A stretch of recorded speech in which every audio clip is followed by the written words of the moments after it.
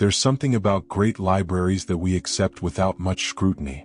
We're told they were built over decades, funded by rulers, constructed stone by stone as knowledge accumulated, that the scale of these institutions matched the ambitions of the era that produced them. That makes sense. That's how civilization works. Demand precedes infrastructure. Except sometimes it doesn't. This video explores historical interpretations and unanswered questions found in existing records. It does not present definitive conclusions. Take the library at Celsus in Ephesus. Built around 117 AD, it was designed to hold approximately 12,000 scrolls.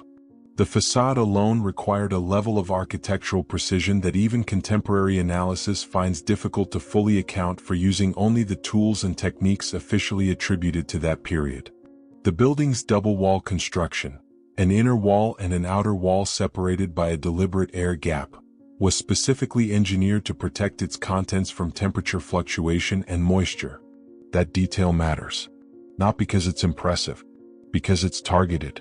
It suggests the builders weren't simply creating a monumental structure. They were solving a preservation problem that most institutions in 117 AD weren't yet formally studying.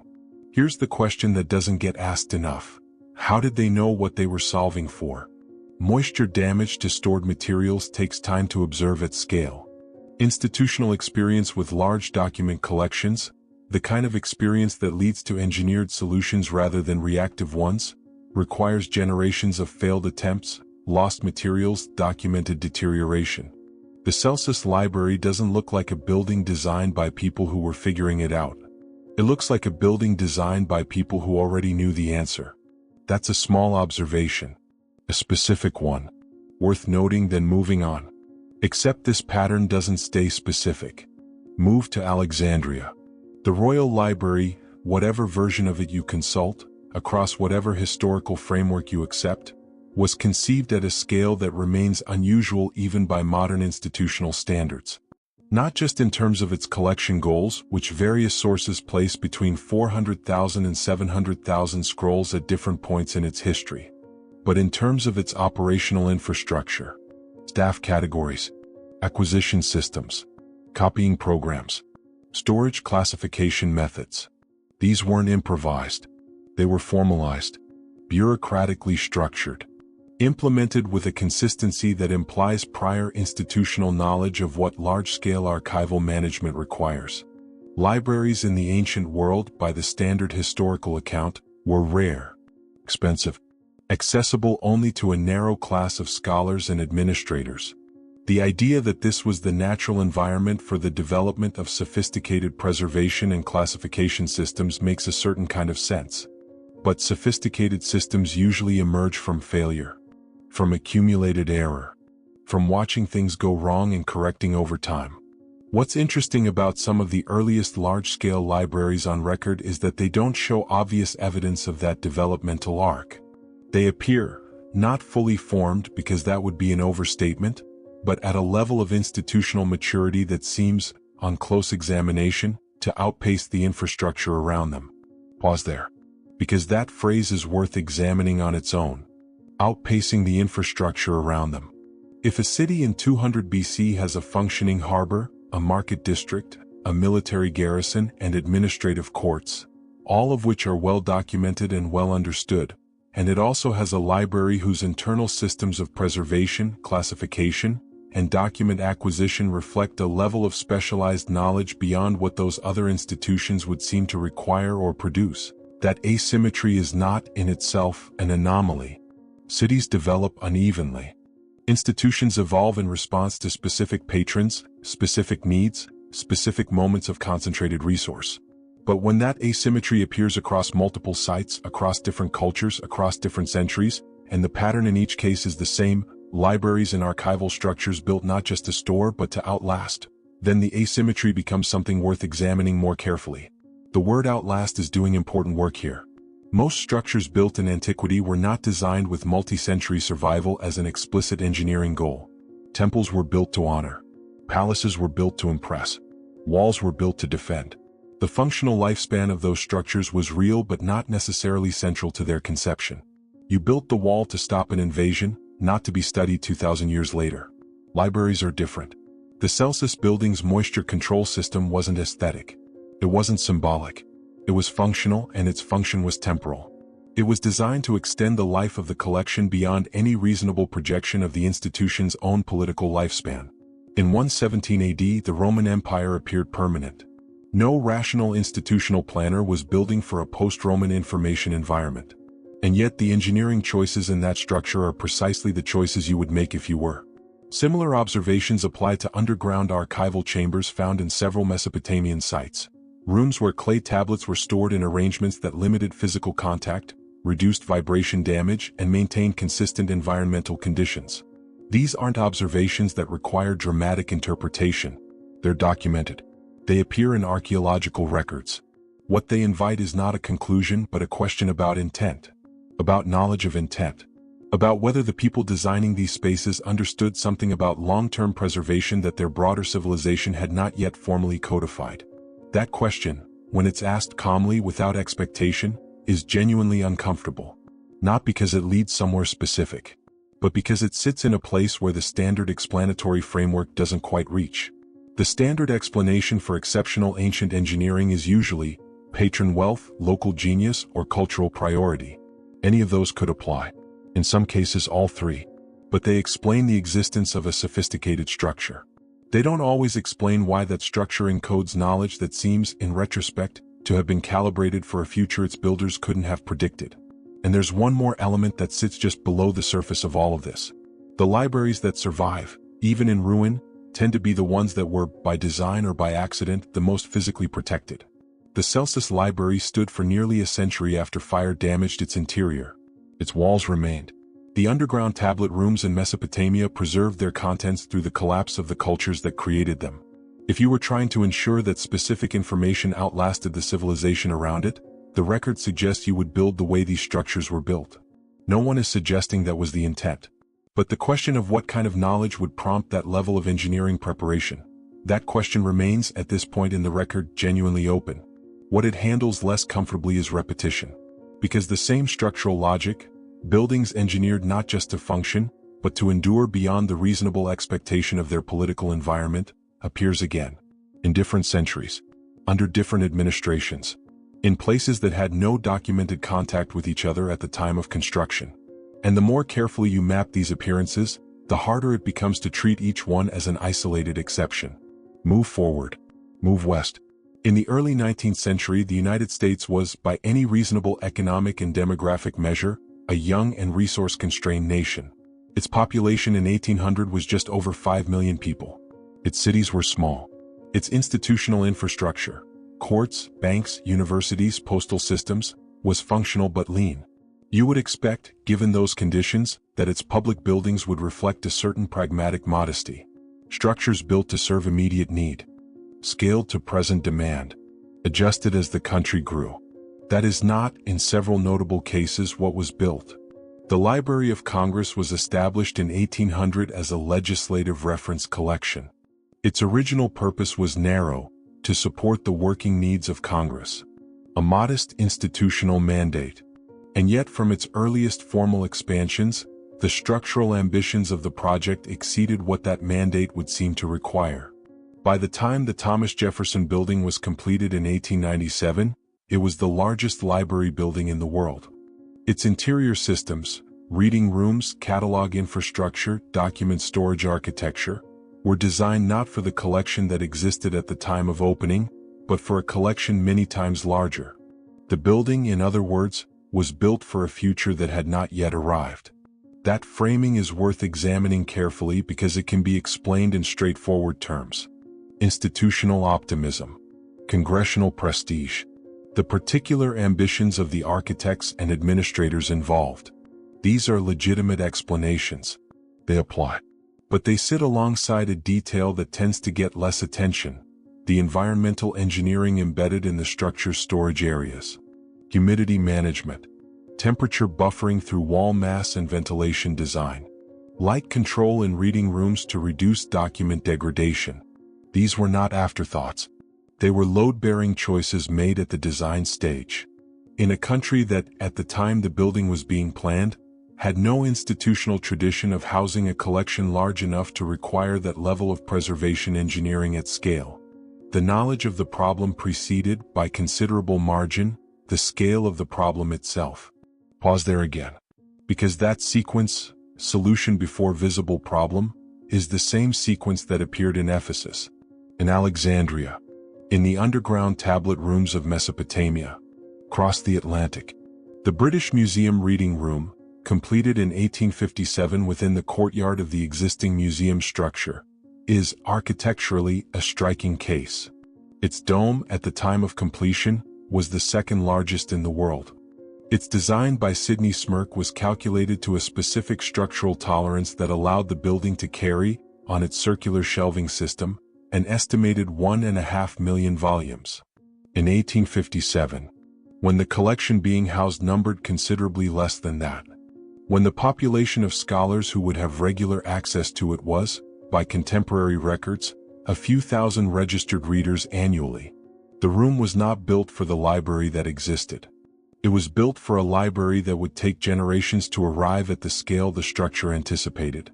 This is not unusual, someone might argue, for Victorian institutional architecture. The British Empire built for permanence by philosophical disposition.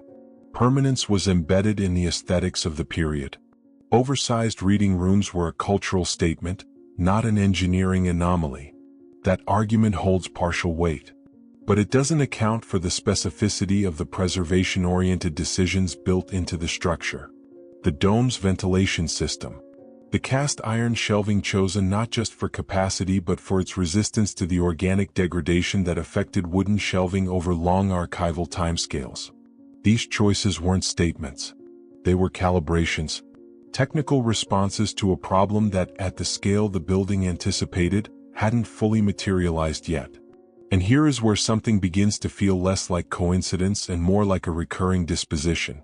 Across the Library of Congress, the British Museum Reading Room, the Bibliothèque Nationale de France in its various institutional forms, the Bodleian at Oxford, which was formally refounded in 1602 but whose underlying structural decisions reflected archival ambitions well beyond the collection it then held. In each case, the same pattern.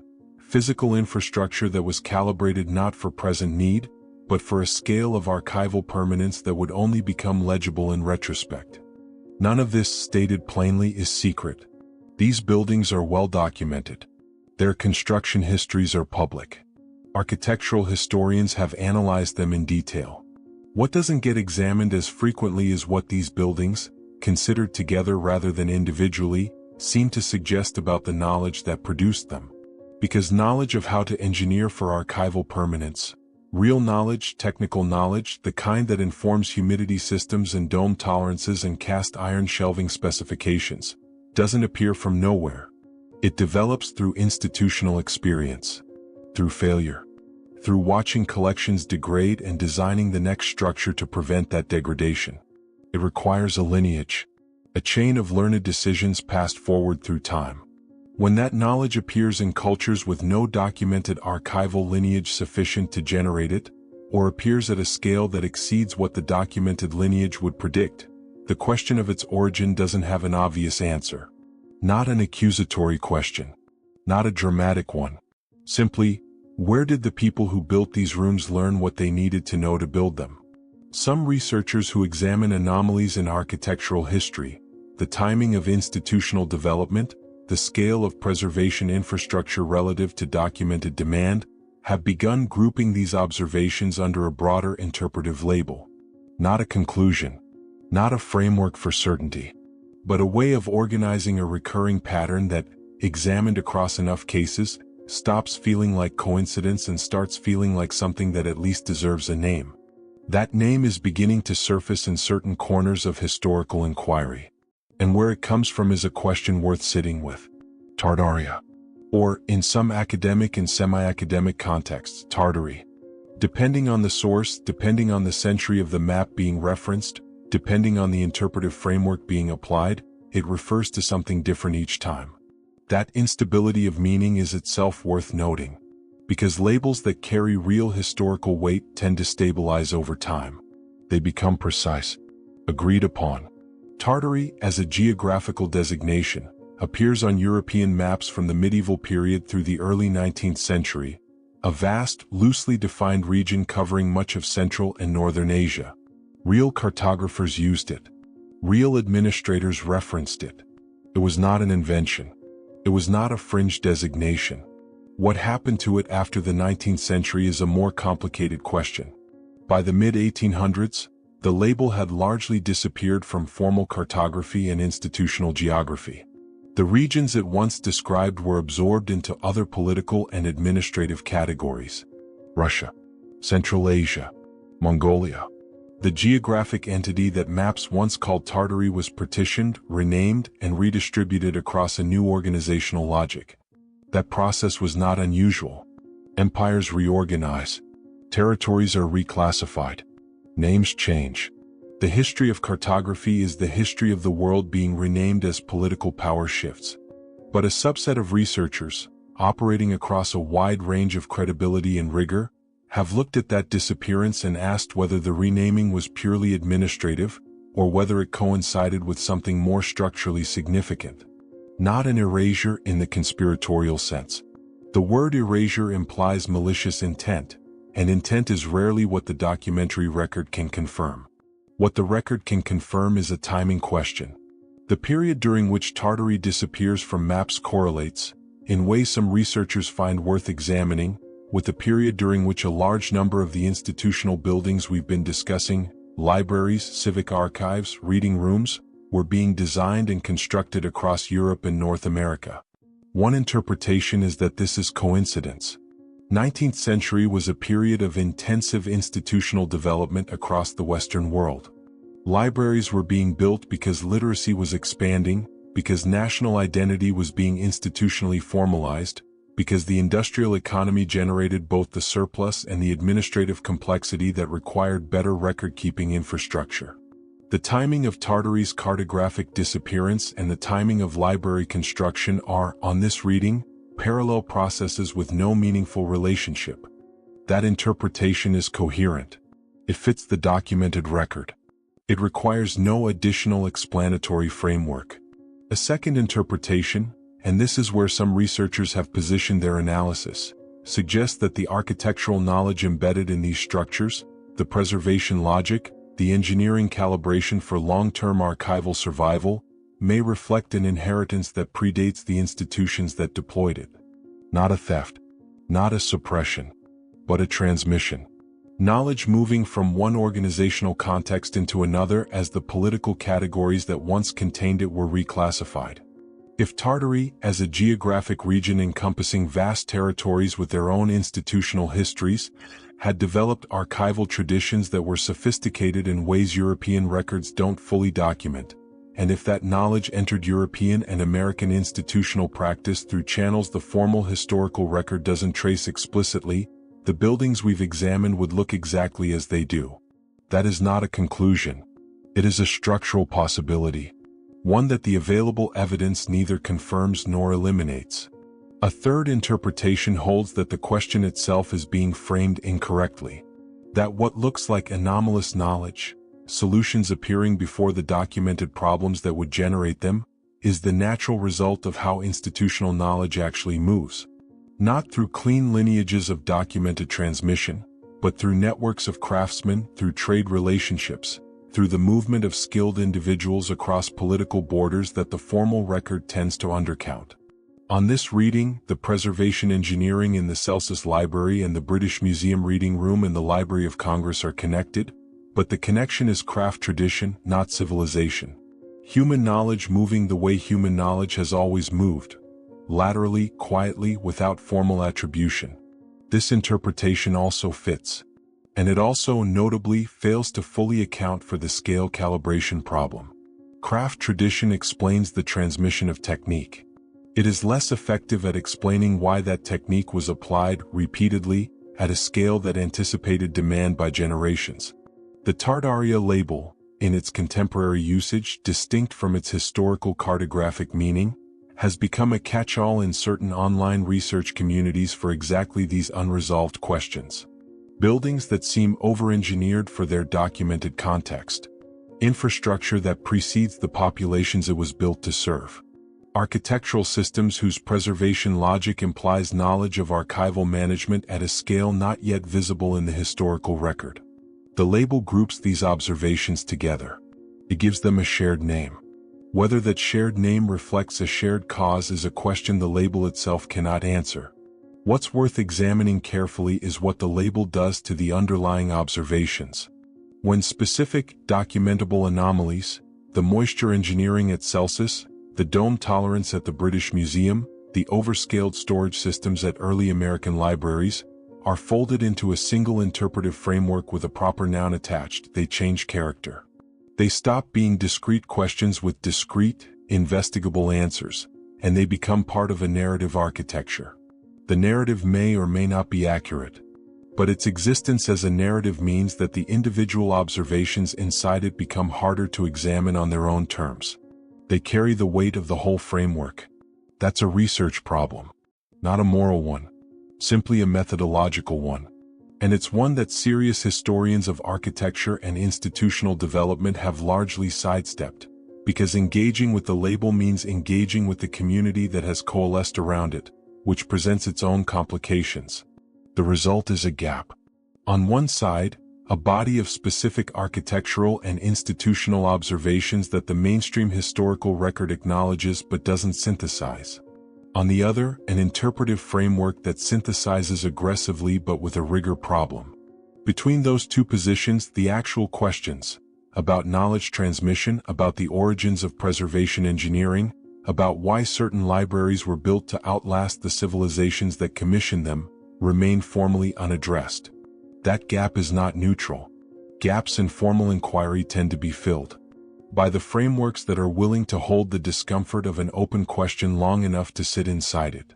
Whether Tartaria, as a label, is the right container for these observations, or whether it carries too much interpretive weight to be analytically useful, is a question researchers across several disciplines are quietly beginning to ask. What remains when you set the label aside is the buildings themselves, still standing in many cases, still encoding decisions that imply a knowledge of the future that their builders, by every formal account, should not have possessed. That implication doesn't resolve. It doesn't close. It simply waits in the architecture for a more precise question.